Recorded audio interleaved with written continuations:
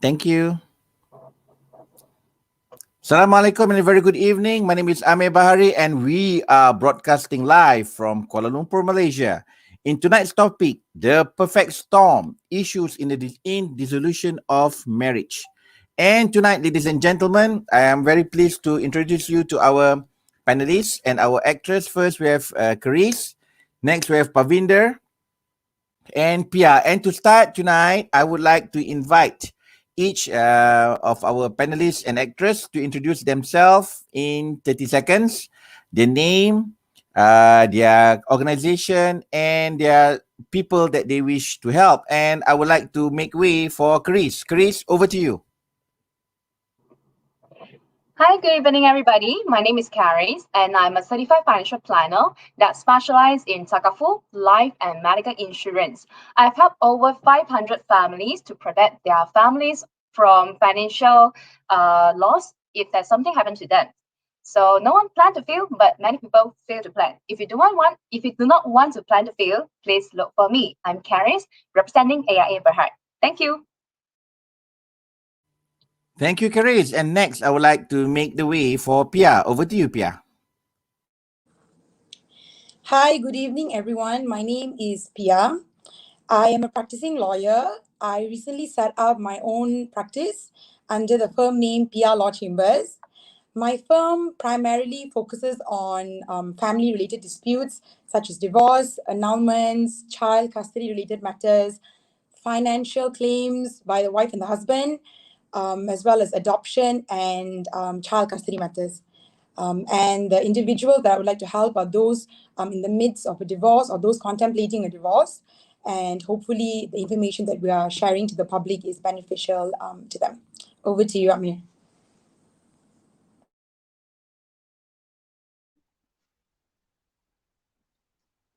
Amir, you're muted. Next, I'd like to make way to Pavin. Pavin, over to you. Thank you, Amir. Hi, everyone. My name is Parvin, and I'm also a practicing lawyer in the firm known as Hakim Marabi and Associates.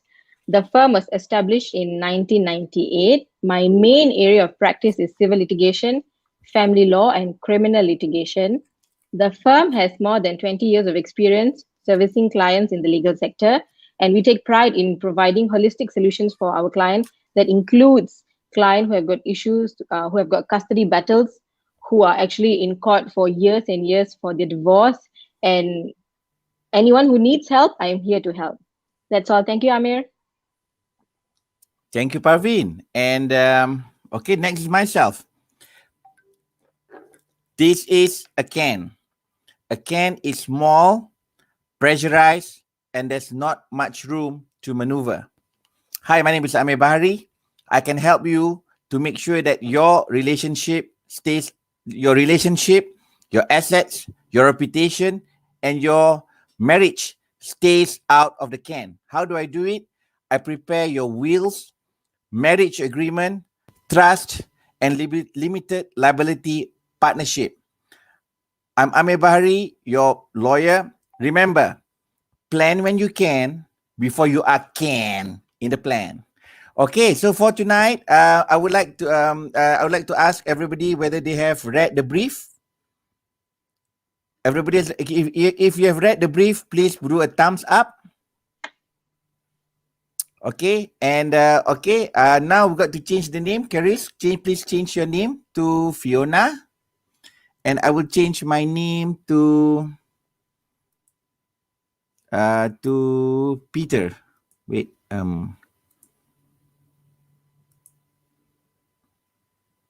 because because this is a legal sketch, yeah. Let me see. How do I change my name? Okay, edit name. All right. Okay, it'll be Dr. Peter. Okay, Fiona. Okay, many A. Okay, ngam. All right. Okay, we're good to start. Okay, everybody, if you're good to start, thumbs up. Okay, right. So we're entering the firm and we're meeting the two lawyers. So good morning, Counsel Parveen and Counsel Pia. Good evening. Good evening, Dr. Peter and Fiona. Yes. thank you very much for having us today. And I would like to introduce you to my sister, my swan sister. She is Fiona. Fee, say hello to the lawyers. Hi. Hi. Hi, Hi. Pia. Hi, Pavin. Hi, Hello. Fiona. Okay. I've met a couple of lawyers, and Fee convinced me to meet both of you. I'd like to ask: are you real practicing lawyers? Yes, Yes, yeah. Okay. Cool. Is it okay if I ask you some questions to know whether you are real lawyer or fake lawyers? sure. Please proceed. Okay. Can you please tell me who is the Attorney General of Malaysia? Yang berbahagia Tan Yes. Sri Terus Harun. Okay. Cool. Can you please tell me who is your bar council president? AG Kalidas. Right. Tuan A.G. Kalidas. Okay. Can you tell me who is the chairman of the KL bar? Tuan Vivekananda With my Sukumaran. friend Vivek. Yes, that is right. Vivek Sukumaran. Oh, okay. So you are actually the court officers. Okay, cool. So I know most people get offended when I ask this, but I've got to tell this because I've been shortchanged before, right? So okay, Fee, I think we got the right lawyers for today, I guess so. Yes. right? So who do you want to start? You want me to start, Fiona to start, or you like to start? I think we can start first by obviously we will need to speak to you regarding the background and what led you to our office. And before that, just to clarify, maybe can you just give a little bit of a history as to what kind of query that you're looking for in terms of what area of law and what issue are you facing at the moment? Why are Fiona, you you here want today? Is basically our question. right? If Fiona, you want to start, or you want me to start? I think you start first. Okay, right. Well, it's like this. I don't know. I think this Fiona's husband, Robert, I think he's a jealous type. And he sent Fiona a letter from this legal firm called Light Messiah's Light and Love, right? So I don't know. They're talking about something like what joint petition, settlement agreement, 10 million, which I'm really baffled. So maybe I think it's something to do with divorce. So maybe Fee, what did Robert, your useless husband, send documents to you? Maybe you can tell our counsel tonight. Um, I think you are more clear than me, lah. I should have told you about that. I don't want to talk about it. Maybe you just tell them, lah. It's okay. Okay, right. So this Robert, I think he thinks that I and Fiona scandal. Okay. Okay, but we are actually sworn brother and sister. The Chinese, they say hang tie. Hang tie, brotherhood, sisterhood. So I don't know. I think he's jealous of Fiona and our relationship. So now he is serving us with court documents and asking for payment 10 million, and he wants to say that Fiona, the child that Fiona gave birth during the marriage is not his, and he wants to do what, like consent judgment. I don't know what that is, but I'm pretty scared because Fiona is an online entrepreneur and I'm a business coach. So I can't afford to have our names to be smeared in the market. Right, understand. Okay. We get you, but just so that you all are comfortable in telling us whatever is it that you want to tell us, we will tell you that whatever you tell us today will remain with us. We will not disclose it outside. So Fiona, please feel free to tell us whatever is it that you want to tell us, and we need to hear you as opposed to Dr. Peter, so that we are able to understand why actually the two of you are before us today. So if you can just open up, feel free to open up. Don't worry, we will not reveal anything outside. So we have got a non-disclosure here. So I just wanted to put that out there so that you're comfortable with us, and whatever that you tell us, rest assured, will remain with us. So Pia? Yes, and just to add to that, I mean, we understand that when it comes to anything concerning a divorce is actually quite a hard topic to talk about. and especially when there's issues regarding the paternity of a child and things like that. But as what my colleague Parvinder mentioned, that you can rest assured that whatever that's been diverged in this conversation will remain between us. And in order for us to help you, we would need to know exactly what happened so that we can advise you accordingly, and that you're aware of all your legal rights and the consequences of your decisions. Yes. And if that's the case, then we can start first with just to understand a bit better. You mentioned that you received a letter from your husband, right, Fiona? Yeah. Yes, and you mentioned that he set out certain terms in that particular letter. So we'll go one by one so that you actually understand the different headings under divorce, because it's quite easy to get confused. So we'll go with the first one first, which is he mentioned about RM, was it 10 million? You mentioned that he has proposed? Yes. Okay. Just to give you a little bit of an overview regarding maintenance, whether the figure is sufficient depends on two things. So it depends on his means and also on your needs. So we'll ask you a few questions regarding that first. What do you think? What comes up to your mind when you see this figure? Is it enough? Is it not enough? What are your views with this figure? When should I pay him? Well, sorry, if I could backtrack a little, maybe just to establish some ground here. Is there problem in your marriage, Fiona? Before we discuss, the various terms that he has proposed, Yeah. and what are your rights? Do you want to get a divorce? And if yes, that is what you want, then perhaps we'll be able to better advise you which route you should take. So I need you to tell us, Fiona, whether everything is all right in your marriage, or you think it is over and you want to split as well. So Well, all this while we were just okay, we were just fine. But I don't know why out of a sudden he just sent me this letter, and I'm so fed up with this. Yeah, now I think there is no more trust between us, so I think there's no point to maintain this marriage anymore. Yeah, and so you I two want a divorce, totally- I take it. yeah, I want a divorce, but I don't want to pay him the 10 million because I don't think he deserves it, and I don't see the logic of paying him. Okay, now perhaps if we were to go back to the letter that you received.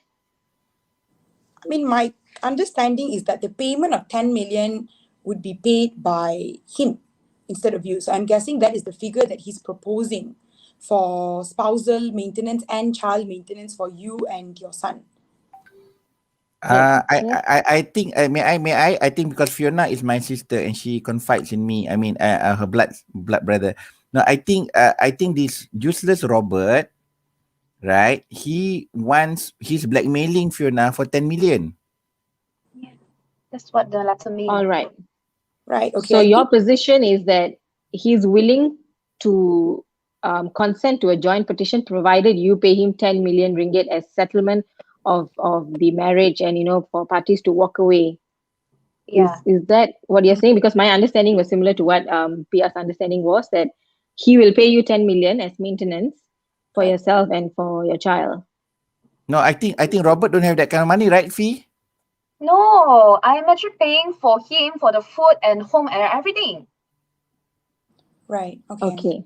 I mean, Okay. if you Now, look at the context of divorce, his ground for requesting RM 10,000 does not stand, because any form of payment to a spouse comes in the form of maintenance, and any form of maintenance that's made payable to a husband is only in situations where he's incapacitated, i.e. he's unable to work and things like that. So on that ground, when we reply to this letter, which is what we will do, is we will make it clear that this particular proposal that he has put forward is unreasonable on that basis. yes. Okay, so we need to pay him, right? Yeah, I Sorry? think so, because I think he's just blackmailing, right, Fee? Yeah, He's I just think pure it's blackmailing. He's trying to smear your name.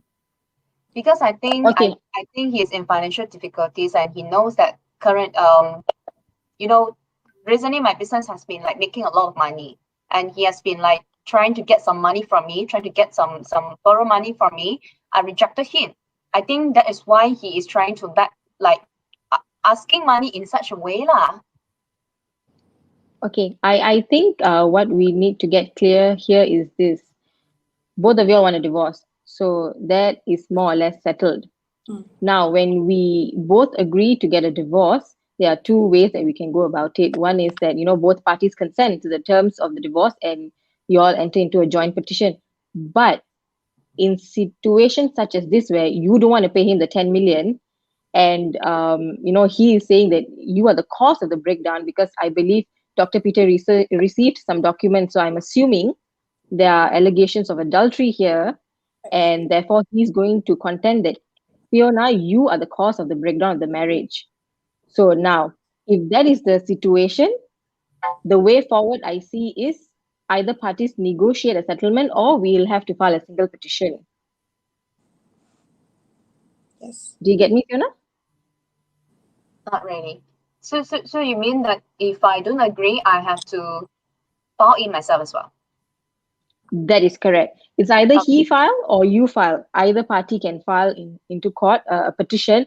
But of course, before we file a petition in court, there are several steps that we will have to take. So it's not as simple as him saying that, tomorrow I'm going to file a petition for divorce. He will have to, go through several steps, go to JPN to try and reconcile. And if that fails, only then you take that certificate and then file a divorce petition. So there are several steps to be taken when you want to file a divorce petition. So now, if you are not going to agree to the terms that he has proposed, Fiona, do you have counter proposal? If you do, we'll take that to him when we reply to his letter. So what are the terms that you want? I only want my child, but which I don't think he would take the child, because the child is not his, and he is actually totally aware of that before we get married. When I married him, I already told him I was pregnant with my ex-boyfriend. Yeah. So the only terms I would see is I don't want to pay him anything. Just get out from my life. Yeah. Right. And I want back my house, everything. Even though it's under a shared name, but I pay everything for it. Okay, and you have documentary evidence to prove all these things, right? I think yes, because when we pay the down payment for the house that we are staying now, I paid by the check. I think I should have some of the bank statements and some records in. Yeah, and every month I pay my installment through online. Yeah. Right. Is he working, Fiona? You mean Robert? Is he employed? Yes. Is Robert He gainfully was employed? previously an entrepreneur, but obviously his business is not doing well. So I'm not sure whether he's considered working or not. Officially, yes, but yeah, unofficially, he's not giving me any money.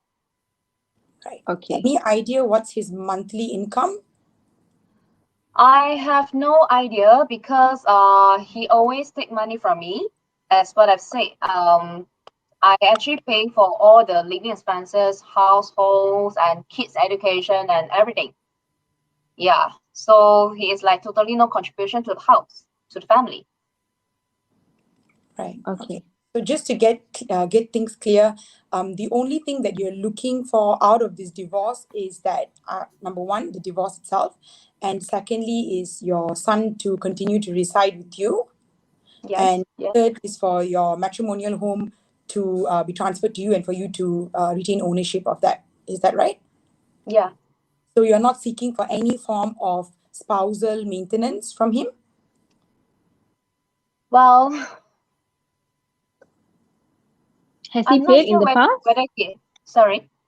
Has he paid any kind of maintenance to you in the past? No. No, he But I has don't not. mind if you can fight for me, because I think I've been tired with this man, this crazy man.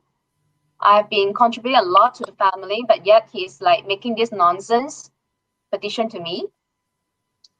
Okay. Yeah. We cannot ask for a figure now simply because the law is that he has to maintain you like how he was maintaining you during the marriage. So say during the marriage, if he was not paying anything, post divorce, he will also not, it is not necessary for him to pay anything as well. So that is the law. If he was paying, say, even if he was giving 1,000 in the past, say every month he gives you 1,000, or he gives you a supplementary credit card, and then you swipe the credit card, then we can say that you retain the credit card. But if he was not paying for anything, Fiona, we are in a little difficult position here, simply because the law is that he's supposed to maintain you if he was paying for anything. If not, then you all go your separate ways, and we'll try and fight for you for your house.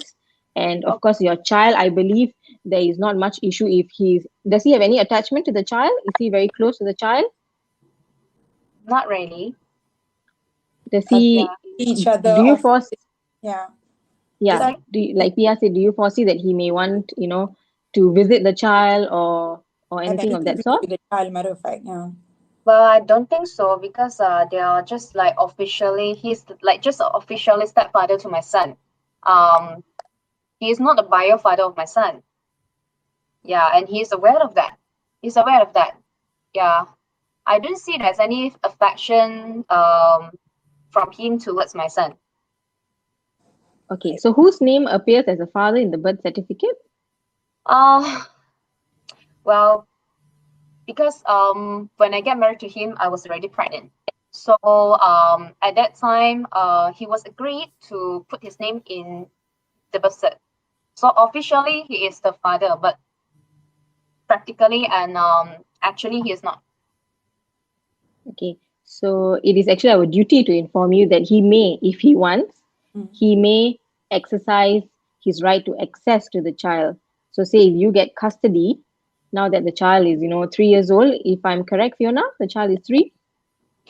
Yeah, So in Malaysia, if the child is below 7, then there is a presumption in favor of the mother. So here it will be you, that the child is better off with you. So you should get custody of the child. So I don't think custody is going to be an issue. It is just as to whether he will fight for access to your child. And are you okay? Perhaps, since we are discussing this topic, perhaps you can tell me and Pia if you're okay with him visiting the child maybe every alternate weekends or once a month. No? no, I don't see it necessary. I think Okay, so when you are at work, who takes care of the child? I have a maid. I have my mom to come over to look after my child when I have to go to office. Yeah, but then every day I try to allocate more time to look after my child. But he is like So just always out of the home, go out, I don't know what kind of business meeting. Yeah, okay, so he doesn't really take care of the child, is what you're saying. no, he don't. Okay, all right. right. I Yeah. think, but just something just to highlight at that point is the fact that I think Parveen, you mentioned earlier there's this presumption, right? But just to make it clear to you, Fiona, just so that you understand things a bit better, this presumption, it's not automatic. So it basically means that although it's on your favor, in the event that he decides to contest the divorce and also request for access or custody rights against the child, just be mindful of the fact that he may bring up any issues regarding unfitness on your part. So just to let you know that although there's a presumption that the child is better off with the mother below the ages of 7, this presumption is not automatic. So just to let you know, just so that you know, in the event that he raises an issue in the petition, you know where that's coming from, just to inform you. All right. So when Pia says unfit, meaning he may say that you're involved with drugs or you're an alcoholic. To the threshold is actually very high to rebut the presumption. He must be able to prove, not only state, but prove that you are an unfit mother, and that it is possible that you put the child at risk. So his health and safety may be at risk if you are given custody. If that is what he can prove, then the court may give him custody. But if there are such situations, or maybe he has got some photos that you want to tell us, it's best that you tell us now, so that we will be able to rebut them when the time comes. So it will not be an element of surprise for us. Do you foresee him raising this? I have no idea at the moment. Okay, all right, then I'll take it that there is no such instance.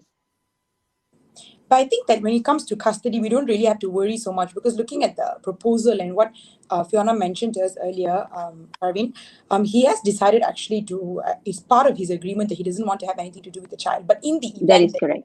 yeah, because whatever's in the agreement is without prejudice, meaning that we are not to disclose what's been agreed between parties to the courts. So, meaning that at any point of time, anybody can change their mind and can change their stand in the divorce. So, this is also beneficial for you to understand, Fiona. So, in the event that we agree on something and later on you decide that you want to change your mind and that you're not happy with what you've agreed, you can always tell us, and we can always amend that, and we'll act in accordance to what you prefer and what's comfortable for you. Okay. All right. Okay, so Fiona, tell us, what is it that you want to know from us? What is it that you want us to tell you, or what is it that you want to know? What are you Well, worried about? I don't want to pay him any money. Okay. That's all. Okay. And I want to know I think just now you have told me a little bit of my rights in Malaysian. Is there anything that I have to be careful with under this kind of marriage legal system? I think the And only thing that raises, there's only one thing here that you may have to be aware of, is the fact that there's a possible inclusion of a third party in this case, which is something that may be a little bit sensitive and something that may be a little bit emotional, which we can totally understand, especially if it goes to a single petition in the court, and when the names of parties are disclosed in court documents and via evidence to the court and things like that. So that's just something that is always good for you to be aware of, considering the fact that he mentioned that he's intending to include Dr. Peter into these proceedings. So that's something that we want both you and Dr. Peter to actually be aware of, that this might happen, that your names would be included in a petition. And emotionally, it's good to be prepared in advance, because things like this can be a bit difficult. so perhaps, Dr. Peter, if you can tell us, why do you think he has, why does he think that there's something going on between Fiona and you? Has he found something? Has he confronted you, Fiona? Has he seen your phone? Or is there something that he has seen or witnessed that, he thinks is suspicious, and he thinks that, you are having a relationship with Dr. Peter, Fiona? Sorry? Why do you think your husband thinks that there's something going on between Dr. Peter and you? Has he found something? Does he go through your phone? Well, Has he seen something? I think there was like one day, he actually checked in on my phone, and because me and Dr. Peter, we are so close because we are childhood friend. We are really really long time friend. So he will always like call me Fifi, and then I always call him like Bang Bang, like that. Okay. So it's his bang, it's like Abang lah. He's my brother, big brother lah. So I don't know why he will like suddenly so suspicious about us. And yet I have actually told him that we are really good friends. I introduced Dr. Peter to him. Yeah, and I actually also informed him that Dr. Peter is my business coach. And we have been like meeting so regularly, almost every week in his office to get coaching. So when you say we have been meeting, sorry. I mean, I'm a bit emotional yes, now. I'm yes, angry, Dr. Peter, because yes, can Fee, tell tell us. him, Fee, tell them whether he has medical problems. I think during last time he was like almost bankrupt from his business. He actually got some like into depression. Yeah. Okay. So he has been like seeing doctor and counselors, and so I think maybe because of that he get so sensitive and so emotional when I'm not So around. Fee, tell them, is he an effective husband, Fee? Does he make you feel like a woman? Does he make you feel like a wife? No, not at all. Like why do you say that? we got married like this 3 years plus, right? Actually he is not doing his part as a husband. He's always being so emotional because he actually get depression. So I have to take care of him. And then sometimes he told me that I need to go out to get some fresh air. I need to go out, and then okay, I let him be. And he's not doing his part as a husband. He's not taking care of home. He's not taking care of me. He's not taking care of the finances. Not taking care of the child. And I have to take care of him and his parents and all the finances. So Yeah, so it's I have no idea why he suddenly make a claim like this. Fee, tell them you sleep in separate room. Tell them. Hey, why you tell them? Why you want to say this one so publicly lah? Because he's not effective husband. He jealous. Tell them he's jealous. He don't touch you, and then he want to put me mudslinging. That's why I'm angry. yes, no, See, no, all my hair drop already. See, all my But- hair all drop. I No, don't we have any hair. we Very understand. now, every day now, I cannot sleep, you know. All the netizen, jabatan netizen negara, they all attacking me, saying that I'm stealing people's wife. I mean, I can't take it, man. Okay, we No. understand your emotions, Dr. Peter, but perhaps Fiona, you need to be open with us in why do you think he's not an effective husband? How has he failed you Yes. as a husband? You will need to be very open with us. And very clear with the timeline as well, because if there's an allegation of adultery here, it's quite important for us to know your version of the facts, because now it's important to establish when did the breakdown happen, right? So we need to know the timeline. Like it was mentioned earlier that has he been like this from the beginning of the marriage, or did it just happen in the last couple of months? We need to know exactly when what happened. Well, we were just fine at the beginning, and in this 1 year, we have been like not sleeping together anymore. Yeah, and then it's actually the time like 1 year ago, he get depression, and he's been like starting to making a lot of troubles with me. And actually, since we get married, he has not been taking care of the family as what I've said, not doing any housework, not taking care of the finances, and everything is paid by me, even the wedding, right? So, but because I loved him, so I don't mind at the beginning. I don't mind, but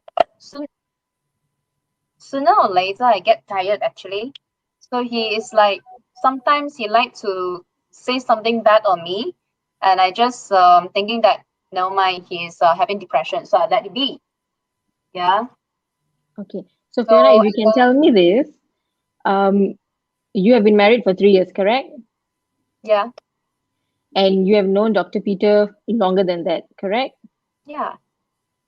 So from the time you were married, did he have a problem with Dr. Peter from the beginning, or is this something very recent, or is this something that is maybe in the last 2 years after him going into depression?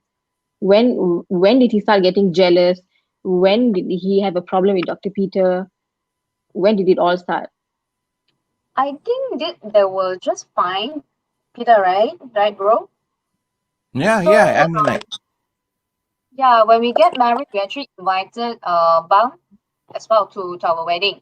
So he's like just recently getting jealous, I think, about this 1 year when he get depression. And then start to like very suspicious over me. Yeah, he's like checking my phone, checking my laptop. I actually don't mind that because I actually hide nothing from him So apart does he from follow my you around? Has he, put any PI, or has he put any devices to track your movement? Has he done anything of that kind? Do you know? Would you know? actually I'm not aware of that. Does he have the right Okay. to do so? To do so? He can. To put it very blatantly, he can do that just to track your movement, to track your activities. If he Yeah. thinks it may just be a mere suspicion that you are having an affair, he will do whatever it takes to actually prove his point.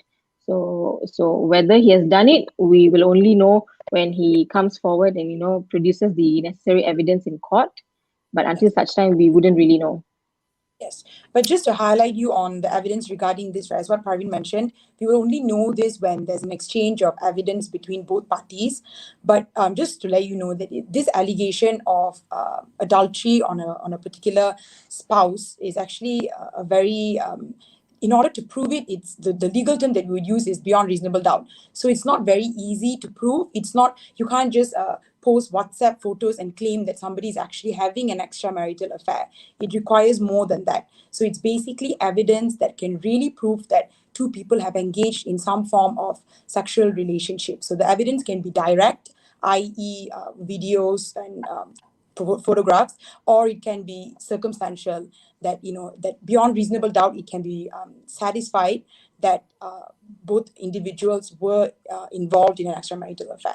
So in that case, since you've mentioned that that is not the case in this situation, I don't think that that's something that we have to be very worried about. But then we'd only be able to handle that when we go for the trial, at the trial stage, in the event a divorce petition is filed.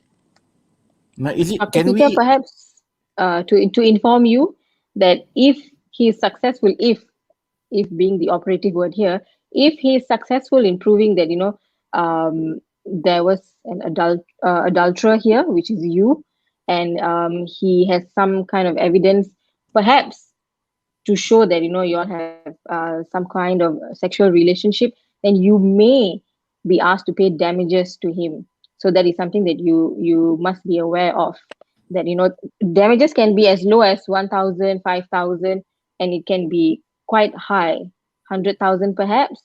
So maybe he's doing all this just for money, just to pressure the two of you, and including you, Dr. Peter, that maybe you want all of this to go away, and therefore you will also just just give the money and then walk away because you don't want the trouble. But if you think there's really nothing to worry, then I guess we fight it out. We don't have to give him the 10 million. Yes. Actually, this Robert, I think he's hard up for money because he actually wanted to borrow money from me, 1 million. So I said, "There's no way I'm going to do that." So I When was think this? he about 3 months back. Right. No wonder lah. Would you know And why he then wants 1 million? I don't know. I mean, he's a depressed guy, so anything goes with a depressed person. And what I did you think that was. reply? Sorry, When he asked for this particular request, what did you say? I tell him I'm sorry. I don't have allocation for this. He can ask for Brim. I mean, why ask me, right? That's right. Okay. Anything else that you all want to know from us? Yeah. Okay. Now, Fee told me that actually, Fee, you got this prenuptial agreement, right, or marriage agreement? Yeah, that was like we signed before we get married. Yeah. Yeah, and Mm. this. Yeah, may I know whether a prenuptial agreement or a marriage agreement is valid in court, in a Malaysian court? Technically, it's valid. There's nothing in the act that says that it's illegal, but it basically there's a provision in the act that allows the court to actually look at a prenuptial agreement. So basically, you make an application to the court for the judge to have a look at the particular prenuptial agreement, and if the judge finds that it's reasonable, the word they use is reasonable, then they may consider that particular prenuptial agreement in deciding. And what's reasonable would depend on whether there's anything in the prenuptial agreement that's actually not in accordance with the law. So to put it simple, a prenuptial agreement is persuasive, but it's not binding in the courts. Yes. So the judge can or she cannot follow. It's either if he or she thinks that it's reasonable, she will adopt the terms of the prenup. But if there is something, say for instance, you all have agreed that if you all have a child, the child will go to the father, or the child will go to Robert. But at the moment, that is not the position in law, because he's 3 years old. So the custody will go to you, Fiona. But if you have a term in the prenup that says that your child will go to Robert, that the court don't have to follow. The court will follow what is the law of the country. So if you can tell us what are the terms in the prenup, perhaps we can advise you as to what may be binding, no, not really binding. The court can take judicial notice is what I would say here. The court can take notice of what you all have agreed upon, and then perhaps convince you all to record certain terms based on the terms that you all can agree, and what cannot be agreed, then we can fight it out in court. Yeah. It will depend But on other factors as well, like when you've entered into the particular, during the time that you've entered into the agreement, whether, both parties were aware of what you're going into, was there any form of duress and things like that, the duration of the marriage. So there's a lot of factors that the court would actually look at before they consider a prenuptial agreement in any way. okay, can I ask a very blunt question? Permission to be blunt? Is it okay? Sure. Are both of you married? No. Do we look married, Dr. Peter? I don't know. I mean, like, I don't like to guess. Okay, No, but we're not. okay, right now, I'm single too, and but Fiona got married. Now, I mean, like, I can't understand the fact that when you marry and you make an agreement and the court doesn't give recognition to it. I mean, like she paid 50,000 for the lawyer to prepare the prenup, right? Fee? Yeah. You still have the receipt? But Yeah. Did the lawyer give you a receipt? Yeah. I keep all the Ah, documents. yeah. I mean, like, and now I got this, like, it's not binding. I mean, like, I'm sorry, I'm sorry, like, with all due respect to the profession, it sounds like crap. Seriously. yeah, I but think it's quite when you are in love, everything is rainbows, Dr. Peter. Things may change over, the course of your marriage. Maybe the first year, the second year, you acquire more property, and then circumstances may change. So when you're married, when you're getting married, everything is honky dory. You're happy, so you're willing to sign anything basically. But over the years, things change. So that I know, is I know, but why. I'm sorry. I mean, like, I know I'm just a business coach, but isn't that the fact that when I mean, if he got married and they prepared a prenup, it's something like to protect them from things like this. I mean, I don't want my sister to get married with an asshole like that and end up having a document which is what was the word used? Not binding, but right. I persuasive think kind of thing. yes. I I think mean, it's like, it's it's a wait, bit. wait, I wait, wait, wait, understand. wait, wait, wait, wait. Let me finish because I feel that I feel shortchanged on her behalf. Right? If you don't feel shortchanged, you pay 50,000 with a document that the court may or may not But recognize. wasting, Huh? wasting. So it's like no point making a contract lah. I No think it's point What? making an agreement. So Wait, looking at wait, since it's wait. not, Fee. Was the prenuptial agreement stamped? yeah, Right. I mean, like, if it's stamped, it's supposed to be valid, right? which No, I not think in so. matrimonial proceedings. yeah. This is not a commercial contract, Dr. Peter, unfortunately. So if it's a commercial contract, of course I'll tell you yes, the agreement is binding. But this is a marriage. When you're in love, love is blind, so they say. So you will sign whatever that essentially there, but that may not necessarily be the position 10 years down the road. And I think dollar and cents is one thing, but if your prenup also considers things like the child, the court at the end of the day will only decide what is in the best interest of the child. So that is very, very important in any matrimonial proceedings. When it involves a child, you can agree on anything you want between parties, but if it is going to be how should I say this nicely, if it's not going to be in the best interest of the child, then the court will not follow. Okay, now let's get hypothetical because I'm a business coach and I have a lot of clients like Fee. Now, is it okay if I ask some questions? Sure, go on. Now, what if in the prenup says that when they divorce, nobody can claim anything from anybody? Would that stand in the court of law? I would say no. So say if you have a child and the No, no, no, child no, needs no. I'm talking about assets. I'm oh, talking about assets. also Now, if you're talking if about assets, nobody will okay, get anything. so basically, if he marries Robert and in the prenup says that in the event of divorce, both party agrees not to claim any property or any money from the other, would that be valid? I It would would think that it would, right, Parveen, because when we sometimes in situations where parties agree on a joint divorce, there are instances where both parties just No, wish no, to no. marry. I'm talking about the prenup. I'm talking Yes, about the prenup. exactly. So my I agree, point but is, I think what Pia is getting at is yeah, it's a very similar position. So, similar but then position. the difference is this: if you have been married for say 10 years, and in these 10 years you have acquired say 50 properties, Mm. Now, what the perhaps the prenup says, um, if it's a joint property, it is to be divided equally. But if it's a property in a particular person's name, that person retains that particular property. Say that's Right, what is said. And right. so say in these 10 years of marriage, there are 50 properties and one person gets 49 because say he's the male and he has the financial means to pay the down payment and the installments.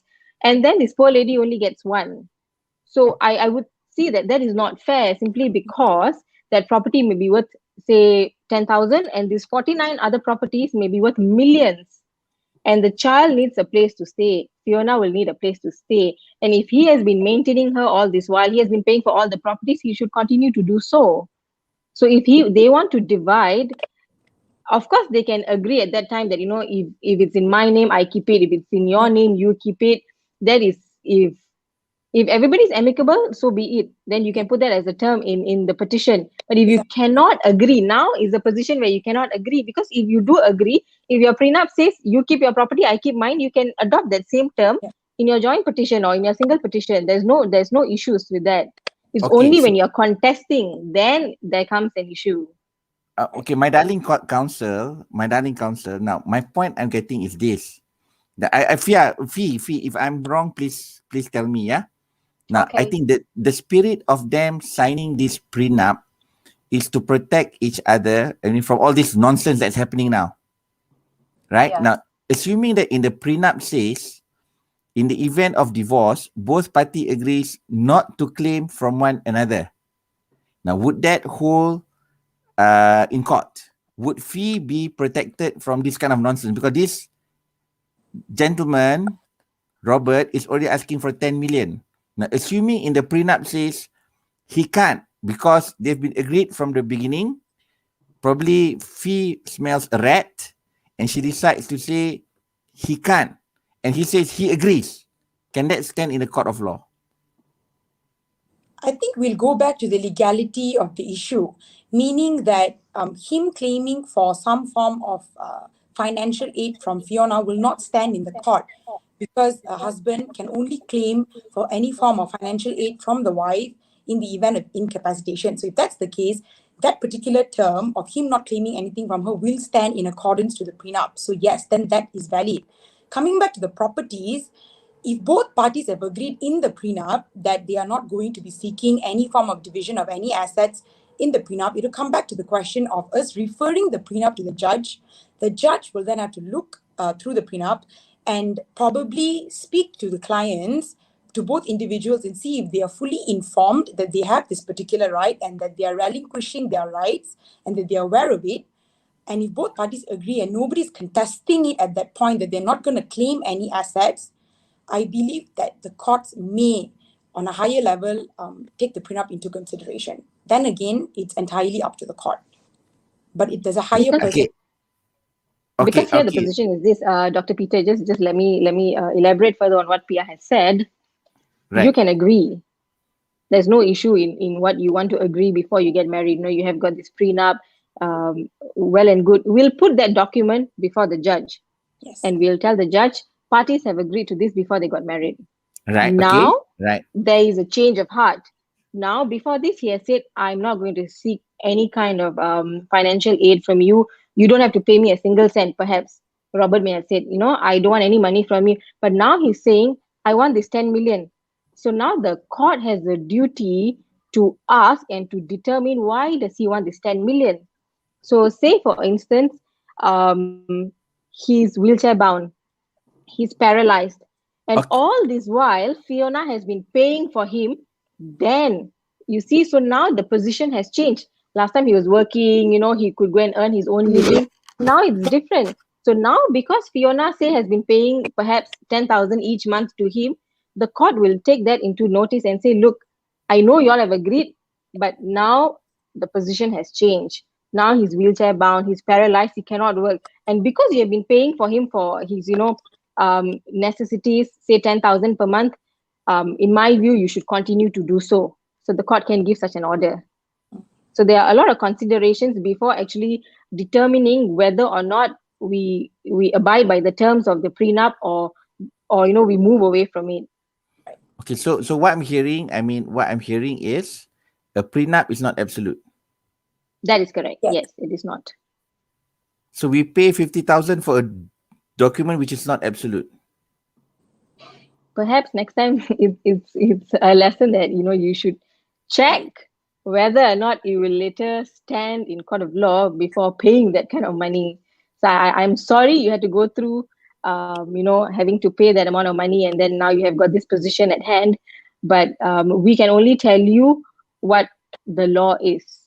Okay, So so we so cannot I, we cannot so sorry? is it prudent that if in the future, if any of my clients, because I'm a business coach, any of my client who makes a prenup, should the document be vetted through by a second or third lawyer for for the opinion whether it can stand in the court of law?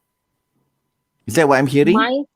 My suggestion is this, and many may not agree with me. I take the position that there should be no prenups, because at the end of the day, it's not binding.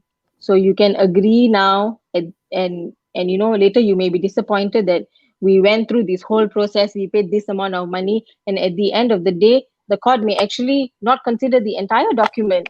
So we don't want you to be disappointed then. So my advice is, it is best you go and perhaps see a lawyer and say what are your rights before you get married. Maybe you just want to know what are your rights, what am I entitled to, what am I not entitled to, what happens if this happens, what happens if I get a divorce. I know these are not the kind of things that people speak when they want to get married, but there is no harm in knowing your rights beforehand. But my suggestion is not to have a prenup, simply because it's not like a contract. It doesn't stand later entirely. Yeah. Okay, right. Now, following your explanation, if I may go slightly deeper now, a prenup agreement is a contract before entering a contract. Am I correct? I wouldn't term it as a contract. I wouldn't say it's a Okay. contract. Is a marriage a contract? It depends. I wouldn't say it's a contract. I mean, there are cases actually that the courts have actually recognized that marriages are not to be considered similar to a civil normal case in the civil court. So it has been distinguished, and there is an emotional element to it that definitely the court looks into that as well. So I don't think Yeah, simply because in marriage there is no if how do we say, the elements of a contract, they are not there. The only element that you may have is perhaps in love and in arranged marriage, parents agreeing to get their children married to whoever they want. So there is no any other element such as consideration. I'm hoping there's no such element involved in marriage. And so because these elements are not there, therefore it is actually not a contract in my eyes, and I believe that is the position of the law. law as well. Pia, do you agree with that? A marriage is not a contract. No, I think I agree with Parveen. Yes, and in fact, the case laws that actually have case laws basically means journals that's reported in our legal library. I would say an online library. They have actually quoted that divorce is actually not a contract and is not to be treated. Meaning that if a husband gives the wife something, he's not entitled to ask it back, gifts and things like that. You get what I mean? So they have actually clearly distinguished a marriage from an ordinary contract. So I agree with Parveen actually on this. But I do Okay. take a So to different speak, there is no offer, acceptance, consideration. These are the elements of a contract. So I offer you to marry me. Usually that's not how we look at it. There's a proposal, yes, but a proposal is very much different from an offer. And you wanting to marry somebody is very much different from accepting that offer. And then there is also this whole part of consideration, which is usually monetary, and we don't have such consideration, or rather such monetary exchange in a marriage. And to me, that is why a marriage is not a contract. Okay. Right. Interesting. Anything else? Fee, what do you think, Fee? What do you think? But then I actually would like to know, how can we protect ourselves in such a marriage terms?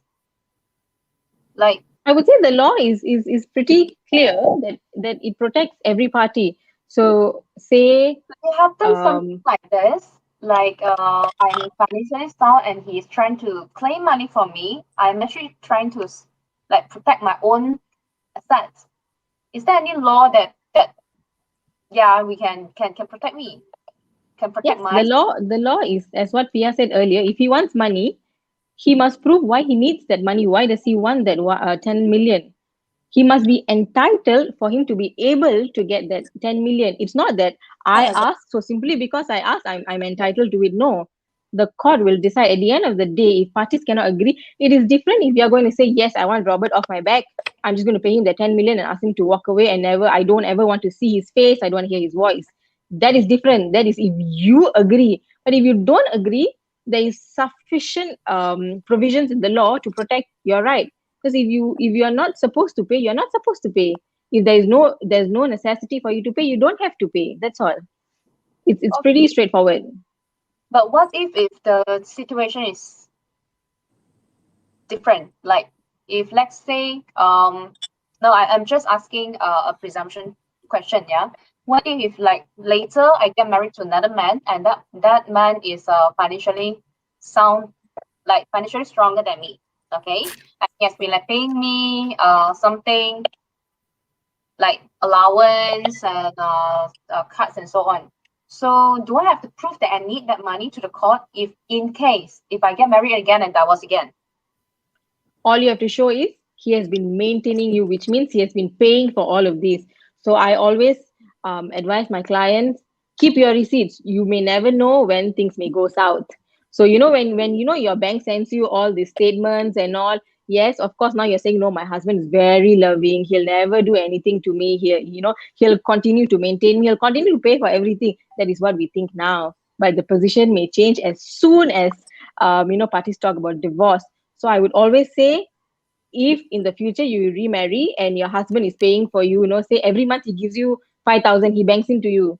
So what you do is you keep the bank slip, or you keep the statement, and put in one of the folders on your computer and save it, so that in the future, if your marriage goes for a divorce, you can put all of the statement before the court, because the court must be able to see documentary evidence to show that, yes, during the marriage, the husband has been maintaining her, the husband has been paying for her, the husband has been paying for the house, the husband has been paying for the child, he has given her a supplementary card, and therefore the position should be that he should continue to do so. So long as you can prove, you will get it.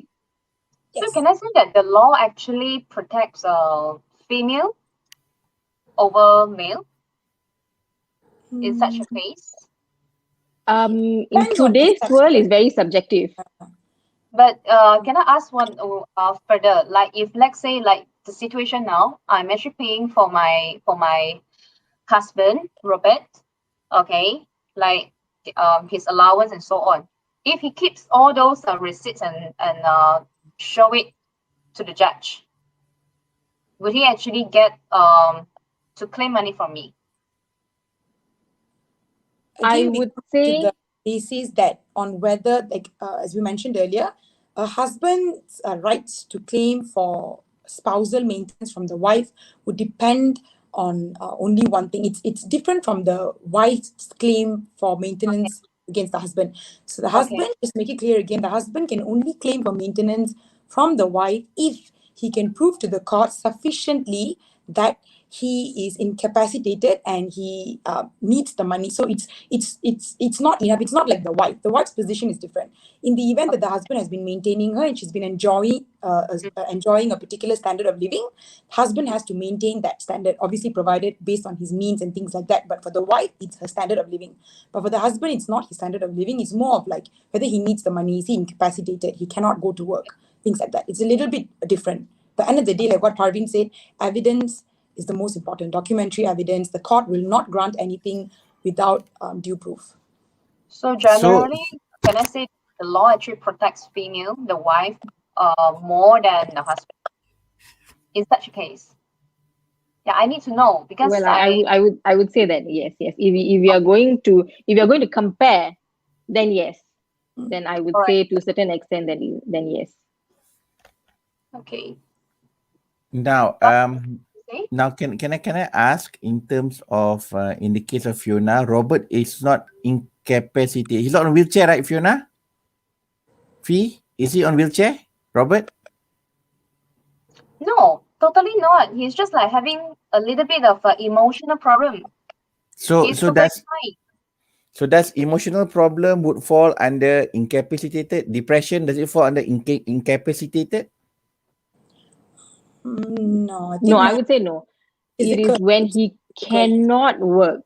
yeah, So if he cannot work, then yes, the court will say, look, he cannot work. He's wheelchair bound, he's paralyzed, he cannot do anything with his life. Here, correct. I think he's going through depression. Yes, I understand that. And there are always ways to come out from it. So he must make a conscious effort to come out of it. And the court is not going to say, oh, because you're so comfortable, you say that you have got depression and you're already comfortable, your wife paying for everything that you've been enjoying all this while, I'm going to grant you an order that she continues to do so. No, no, the court is not going to say that. The court is going to say you have got you can work, please go and work. Yeah. And there are also certain cases that have been reported where the court go on further to say that husbands, maybe please have a second job, or work part-time if you cannot fulfill your obligations towards your child or towards your wife. And but that I've not seen a similar position being taken with where in the court granting such order for the wife.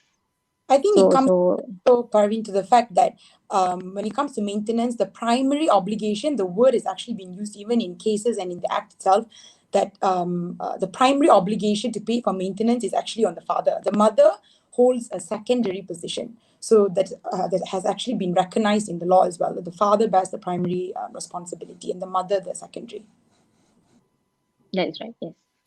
Okay, right. So in alignment of what you have mentioned to myself and to Fee, now I would like to ask about this joint single petition, right? Single petition. How long does it take from the commencing the case to the end on a roughly the time period? How long does it take? Roughly, in ordinary circumstance, of course not with the MCO and all, I would Uh-huh. say if it's not too complex, then Right. we can try and finish it in 1 year. But if say there are so many matters involved, so many properties, the issue of adultery is ventilated at the Yeah. fullest extent, and there are 50 witnesses, say there are 40 witnesses, then it can drag. It can actually go on for maybe 2 years, 2.5 years. But we must also bear in mind that either party may file an interlocutory application, and Correct. some applications, when either party loses, they would want to appeal to the higher court. So a single petition is filed in the high court. So say for instance now, Dr. Peter, in this situation, he may name you as a co-respondent, as an adulterer, and you may be very angry. You say, why are you naming me? I don't want to be in this whole suit. You want to fight, you fight with your wife. So you may take that position. So what Of you course. can do is you can apply to strike out. You can apply to strike out your name. And if he doesn't have enough evidence to prove that you are having a sexual relationship with Fiona, you may be successful. The court may say, yes, Dr. Peter has got nothing to do with this whole thing. I'm going to strike his name out. So certain paragraphs of the petition may also be expunged, means removed. So the court is going to say you cannot rely on these paragraphs. So the court is going to say, Robert, remove all this paragraph, remove Dr. Peter's name. And at that time, Robert may be angry. He say, why? No, I want to proceed with Dr. Peter. And then he will say, look here, the High Court, you hold on with the petition. I want to appeal to the Court of Appeal against this against your order to allow the striking out.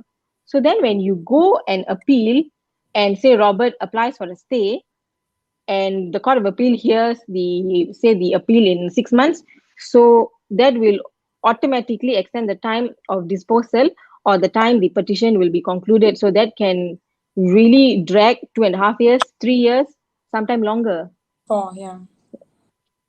It really depends, case to case. But if it's a very clean case, you file, one party files the petition, the other party files their answer, and the party petitioning files his response, the matter goes for trial. It can be concluded in a year or maybe 1.5 years.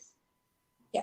Also, I think bearing in mind that at any point till the date of the pronouncement of the decision, parties are open to record a judgment, a consent judgment. Settlement. Yes, a settlement, exactly. Meaning that at any point of the proceedings, it can be 1 day before the trial, 10 minutes before the trial, where any point of time parties are able to come to a settlement, you can, get into a settlement. Record a consent judgment. So we'll just have to go and tell the judge, look, parties have agreed to these terms. We want to record a consent or judgment. The court will record, and that is done. Yes. So it can be as as soon as the party files a petition, or it can be maybe after the trial, perhaps.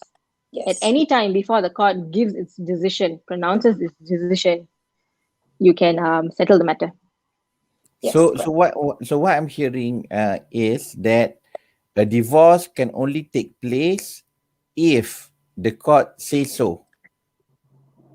Only with the court decision. Yes. Am I correct? You mean parties are divorced?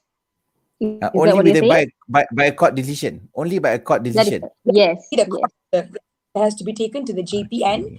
You'll be given a decree, absolute, decree nasai and then dijadikan mutlak, and you take that to the JPN, and then they update your status at the JPN. So yes, you need the order from the court. Okay. I'm with you. So Fee, we're looking at a long battle, Fee. I think so.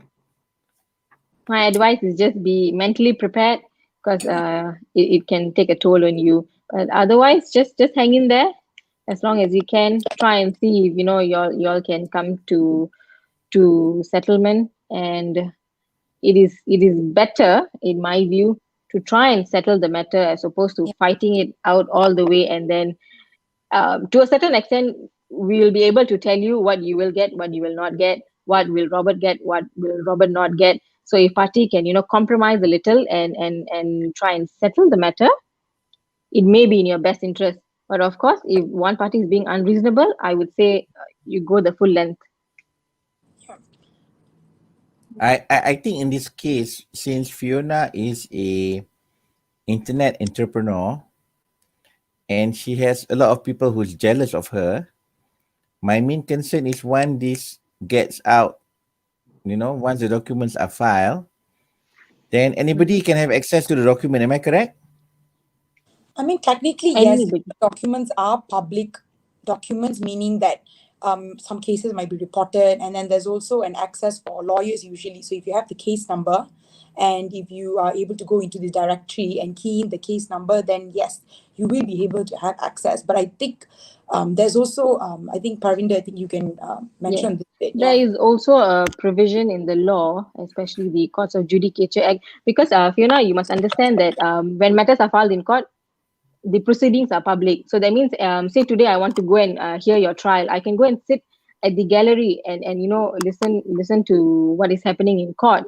But any party can actually file an application in court for the proceedings to be heard in camera. So what will happen is, you will have to tell the judge, you'll have to explain why is your case so different from an ordinary case, that it is so sensitive. Maybe it involves usually, I will tell you, usually if there is some reason for the court to protect the child, they can anonymize the proceedings. They can also give an order that the proceedings be heard in camera, which means nothing can be published in the papers, and nobody can actually have access to your case file unless you permit or the court permits.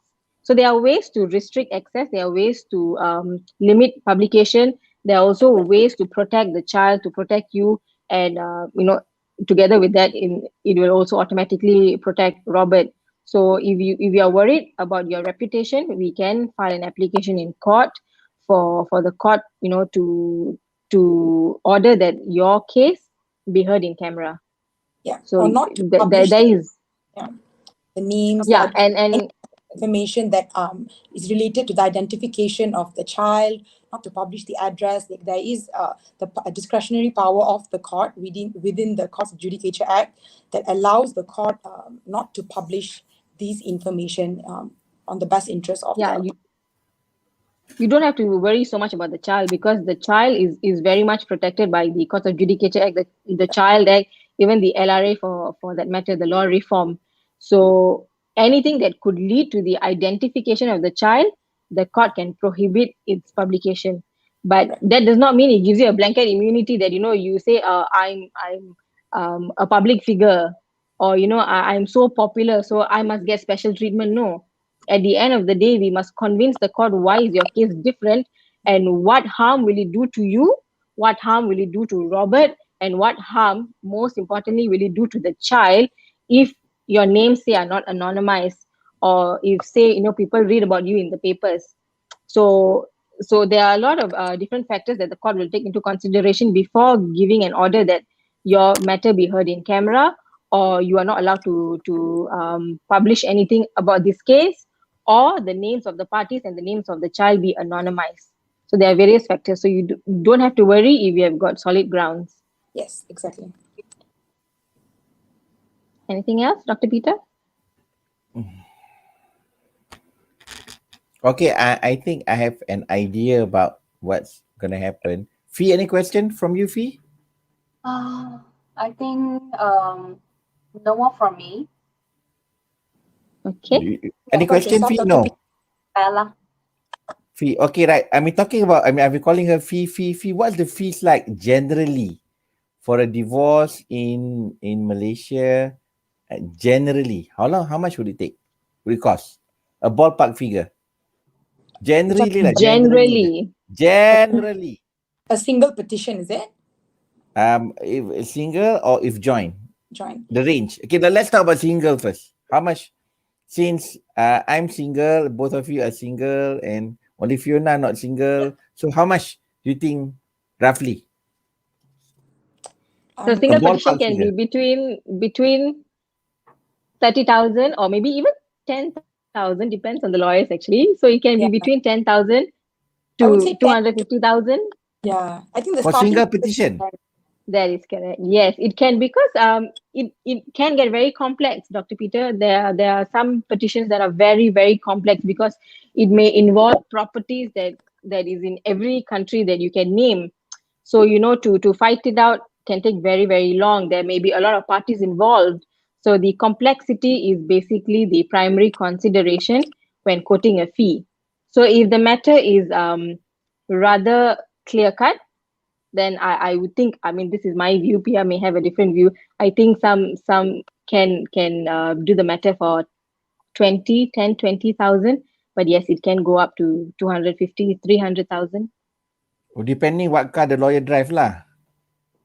Maybe lah. If Something you like want that to, lah. if you want to appoint a lawyer who's got a BMW, so a bit higher, a bit, standard nightscape. Okay. Right. Yes. And So of course, the joint petition is cheaper. About five. Yeah, Around 5 to 7, or maybe joint is sometimes cheaper 10. because both party agree and you don't lose hair like me lah. I mean like they everything's consented. Is Yes. that right? Yes, It exactly. depends. Actually, a lot of time can be taken in negotiating the terms. So you may appoint your lawyer to negotiate, and say for this instance, Fiona, you may appoint us, and Robert may has his own lawyers on record. So we may take maybe 5, 6 months, 7 months to negotiate the terms, and the longer the negotiation, the higher the fee. So it They would really separate depends like the also. negotiation from the divorce itself. So I think the joint petition would Yeah. have a figure, and the negotiation process would depend on the progress of the case. I guess that's most of the time that's how they do it. That is correct. Now, Yes.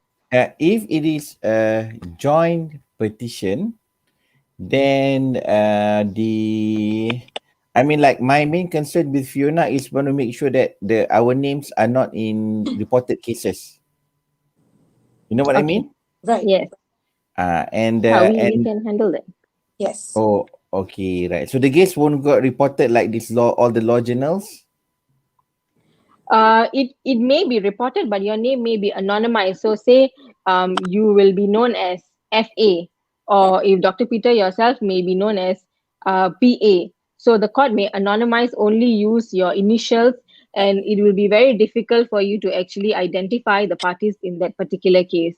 So if I'm saying doing a search on the legal journals, what I will see is say AAK versus MAK. So you will not be able to know who the parties are, unless of course you know them personally, then it's different. But otherwise, the court can anonymize, the court can use fictional characters, the court can use your initials. And usually, if they do use initials, and that seems to be the current trend, And then you will not be able to identify the parties. Okay, right. So, Fee, any more question, Fee, you'd like to ask our learned counsel? No, I think more or less we already covered. Yeah. Yes. Right. Thanks so much. No worries. Yeah, If you I have any think. question, you can always contact us. Okay, where do we find? Like Fee is a online entrepreneur, and I am a business coach. We actually like to get 3 quotation. I mean, no offense, right? No offense. So where actually we can find other lawyers who are in this line, if you don't mind me asking? yep, sure. Of course, I don't mind. You can ask your friends, ask around, ask your friends. Actually, a lot of firms are on social media these days. You Yeah. can Mhm. perhaps just do a search. But if you want a larger scale of search, then you go. If Sorry, you're looking at specialized, I think the bar council would be a good start the because bar council. That is correct. yeah, So you they go under find a lawyer or find a firm under the bar council. You will be able to to restrict the search to a particular area of law, and they will list the firms that do family proceedings or family matters. right. Okay, right. I mean, Fee was telling me to go to the High Court cafeteria. She said, a lot of lawyers there. So I don't know. Yeah. But that's If you another go to way. cafeteria, you must go to every table and ask, do you do family matters? Do you do family matters? So it's a Ah, bit more difficult as opposed, and I'd usually rather use clients would not Excel want to to go I'd rather and randomly ask around. Yeah. okay. Right. Okay. Quite Okay. important. Quite important. Any more question, Yeah. Fee, you'd like to ask? No, You're clear? What needs to be done? I think so because I'm not a detail person. That's why I got you here today. I need you to be with me today. Right. Okay, so But moving forward, what should Fiona does? What should Fiona do? And for me, if you what should want I do? to, Dr. Peter, you just sit back for a while. There's really nothing much for you to do until you're served. So if you receive any legal documents, or if you receive any letter, then you can get somebody to respond to it. But Fiona, if we will have to reply to Robert's letter, and once we reply, he may then respond, and then we can move forward. But if you think you want to cut short the process and then you want to beat him to it, that's what a lot of people come and tell me, I want to beat him. So then you will have to go and apply, you have to go to the uh, reconciliatory body, to Okay. JPN. There's a form that you will have to fill up and say saya mau cerai. They'll try and reconcile you. They'll try and say, okay, you kena datang dulu, bawa your husband, mari sini, kita kena cakap-cakap dulu, tengok kalau boleh, yorang janganlah cerai. They'll try and convince you not to get a divorce. They'll try and reconcile you. They'll try and say, look, maybe you all try this other mode. But if parties cannot reconcile, they'll issue a certificate. Once you have that certificate, then we can proceed to file a divorce petition in court. Okay. Unless Mhm. unless there are elements of abuse. So say he's abusive, and there are proof that he's abusive, then we can go to court and apply for an exemption of the JPN certificate. So it really depends. In your situation, I don't think there's any element of abuse. There are no other exceptional circumstances. He's in Malaysia. He's not imprisoned, and he's not mentally ill. When I say mentally ill, I mean he's in a mental asylum, mental facility. If he's not, if these are not the circumstances, then we'll have to go through the normal process. But there is an exemption process as well.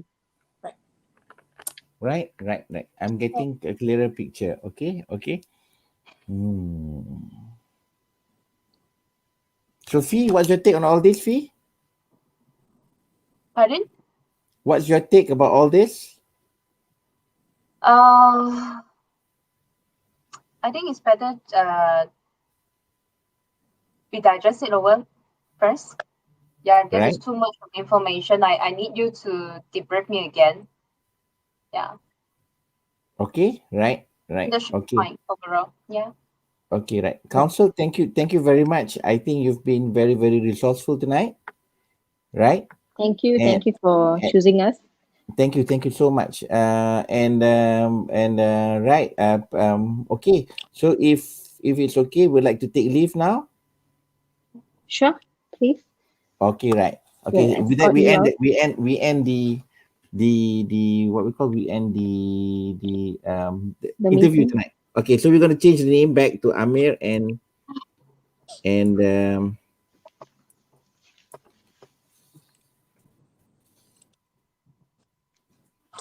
okay, post interview now. Okay, so what do you think about the interview? Is it okay? Right, Yes, right. tell us. Okay. Oh, sorry. We've not. Okay. Now, what? How would you recap the interview in one word? Okay. Let me start with myself. In one word, this interview would be actually shocking for me. Oh, In Oh, one word, what is that? shocking, which part of it? shocking. Okay. Okay. Let's go down the round the one word, and then we go in one sentence. Fee, what's your one word for tonight? Hmm. Informative. Informative, right? Pia, Mm. I'm trying to think of my one word. Exciting. I can't say exciting. informative. So. Okay, right. It's okay. It's okay. And Parvin, I I will have to go with two words. I would say a no, one word. reality One check. word. Oh, one word. Reality. Okay. Okay. Reality or The check? Reality reality, or I check? guess. Reality. Okay, right. Okay, now. Reality. Right. Reality. I would say Okay, now. reality. Why would I go with my word shocking was because I'm a Sharia practitioner, Okay. and in the Sharia under the Sharia law, um, the what we call the okay we have similar process with the civil. Okay, we have the similar process of which we go for either through consent judgment. I mean, no, sorry, ours is different. Ours is like we can either divorce with the court permission, with the court's permission, we can divorce with court permission, or the wife can have the marriage to be dissolved by either by proving that the husband is not effective, in playing his role as a husband. So, what I find shocking is the time period. I mean, like Hmm. civil talk about like 2-3 years, Yes. the Correct. earliest Yes. for 1 year. Under the Sharia, we could do it over in a day. If both Oh, parties are Oh. agreeable, it's just a day. We can get the court order, right? Oh. And I think even for cases in proving that the husband has not played his role under the law, I mean, no maintenance and so on, 6 months to 1 year is the max. So when I hear about this under the civil law, to me it's find quite shocking. But at the same time, and the same breath, I learned something new tonight. So thank you so much. Keris, yours is informative. Okay, can you put it in a sentence? Um, I actually like technically have no knowledge about it at all because I'm not from legal background. So I would say that actually very good that I know what are the rights for a woman, how to protect myself in my marriage. Hmm. Right. Okay. Okay. So I think it's good. Okay, Pia. So how you describe what you've mentioned? What was your one word again? Sorry. I said exciting. Exactly. Okay, which part? Yeah. Can you I explain one sentence? I think it's exciting in a sense that I think it's kind of nice to actually.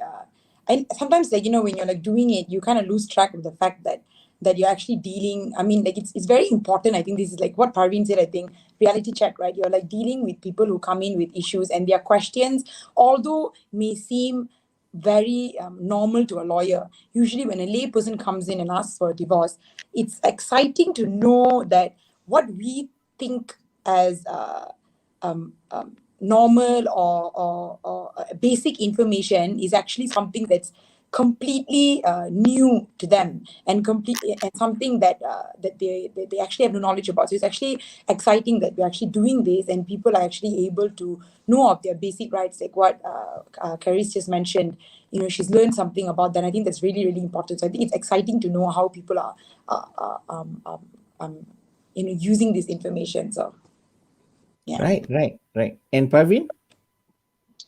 I would say that I hope there are more sessions like this because people get a sense of reality, what the world actually is like. So, we only look for solutions when there's a problem, but it will be a lot different. It will be a lot helpful if party actually go in the marriage knowing what their rights are, knowing that, it is always prudent, always best to do whatever it takes to safeguard your rights because we never know. He or she, in fact, he or she may be a very good spouse in the first day of marriage, in the first month, first year, first 10 years, but we don't know when things may go south. We don't know when, we don't know when an adulterer and adulteress may be involved.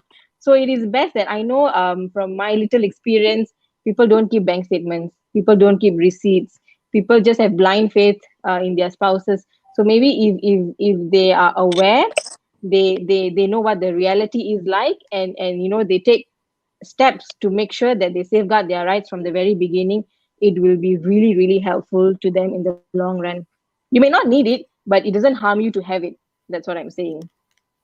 Right, I think very I just want interesting. to add something right there. I noticed that throughout this entire conversation, this is just something that I actually just realized now, and just wanted to point it out. I noticed that there's very little awareness or very little conversation surrounding the child of the marriage.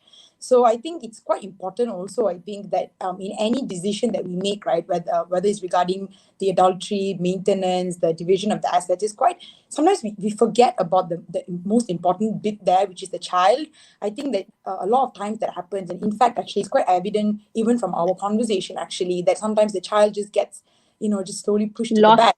Yeah, Yeah. it just gets lost in the equation. So I think that it's quite important, actually, at the end of the day, to always, whatever decision that you may, come back to the fact that what's actually in the best interest of the child. Because at the end of the day, I honestly think that they are the ones that severely affected by this. So I think it's quite important to actually realize that as well. Yes, and I'll tell you that, your division of assets, your divorce, your, third party influence, or, the adulterer, adulteress, at the end of the day, these matters can be resolved. These matters, there'll be finality. But when it comes to a child, that Yeah. matter is never really final because the court can always vary the judgment and this, or vary the order. And I think this requires a different session because that is a whole different thing that, we'll have to explain about.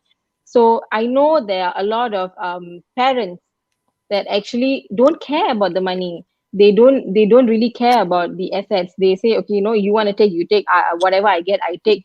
But people are in court for 4 years, for 5 years, after 6 years, merely wanting to meet their child, and that is where I think, when parties file for divorce, they tend to forget that child is basically the most important person in this whole proceedings. Not you, not the husband, not the wife, not the judge, not anybody, but it is the child because we don't know. It is actually surprising how it affects the child, and Yeah. people are fighting for years and years and years just to see the child. So it is Really? it is really saddening. Yes, I have clients who are fighting for, I think, 6 years now, just wanting to see the son and the daughter. And You mean access? You mean access? Access visitation, right? access, that is correct, just to have access. Because when they first filed for divorce, they were quite amicable, and over the years, there may be influence, there may be a lot of other factors that have come into play, and now the child don't want to see the father at all, or the child doesn't want to see the mother at all. And it has come to a position where therapists are involved, a lot of people are involved, and I think then we all lose track of what is happening, and the child is just left hanging. He Yeah. wants, of course, he or she would want both parents to be in his or her life, and I think that is actually the primary concern. We should always be mindful of what the child is going through, what is basically best for the child. We should never lose sight of that, and that is all I really want to try and tell parents here. Just Yeah. don't forget your child. You don't know what he or she is going through. Right. Yeah. I think that's very prudent advice, Pavin. Yep. Because even in the Sharia divorce, any form of divorce will leave a mental scar to the child. So it's best that it's done with compassion and it's being done with respect. I mean, it's quite normal for relationship not to work out, but not being civil about it, I think it's bringing it to another level. Yeah. You know, I mean, I would say actually, you want to fight, you can go on and fight, but don't get the children involved. Don't make them exactly. choose sides. Yeah. Don't influence them to hate the other. This if you can maintain these basic grounds, then I really don't. You want to fight about properties, you go on, please, by all means, fight it out. Just don't get the children involved. Don't make them, you know, they will start to choose a side, and it's very natural, and that is very very very saddening. Right. True. True. Very true. Very true. Ladies, thank you very much for joining us tonight. Thank Thank you. you. Thank you for having us, Amir. Thank Thank you. you. Thank you so much. I wish you all the best. And if we meet in court, say hi. But Yeah, I will. but Sure. I usually only do probate for the civil court, only probate and LAs and matters relating to Okay. that. And I most of the time I do non-contentious. Okay, All but right. anything Sharia, I'm just a phone call away. Chris, thanks for Sure. playing. No Yes, problem. thank Thanks you. for having me Thanks, today. Kerry. Thank you. All right, so till we meet again. Thank you and good night. Thank you. Good Good night. night. Thank Good you. night. Bye. Good night.